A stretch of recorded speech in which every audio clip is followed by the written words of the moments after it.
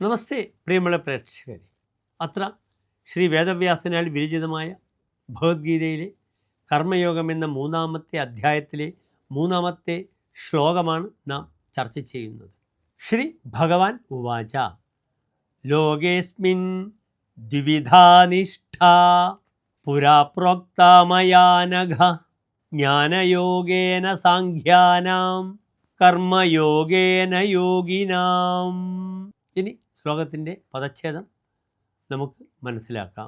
ലോകേ അസ്മിൻ ദ്വിവിധ നിഷ്ഠ പുരാ പ്രോക്ത മയ അനഘ ജ്ഞാനയോഗേന സാഖ്യാനാം കർമ്മയോഗേന യോഗിനാം.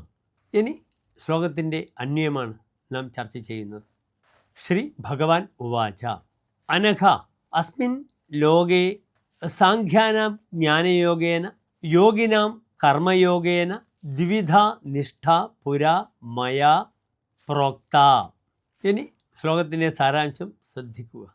ഇവിടെ അർജുനൻ്റെ സന്ദേഹങ്ങളായിരുന്നു കഴിഞ്ഞ 2 ശ്ലോകങ്ങളിലൂടെ ഇവിടെ വേദവ്യാസൻ വിവരിച്ചത്. അതിന് ഉത്തരമായി ഭഗവാൻ കൃഷ്ണൻ അർജുനന് നൽകുന്ന സന്ദേശത്തിൻ്റെ ഉപദേശത്തിൻ്റെ ആരംഭമാണ് ഈ ശ്ലോകത്തിലൂടെ നാം മനസ്സിലാക്കേണ്ടത്.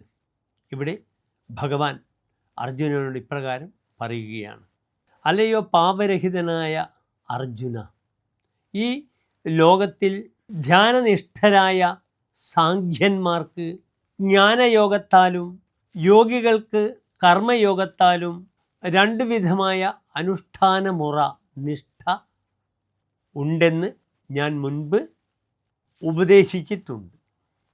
ഇതാകുന്നു പ്രസ്തുത ശ്ലോകത്തിൻ്റെ സാരാംശം. നമസ്തേ.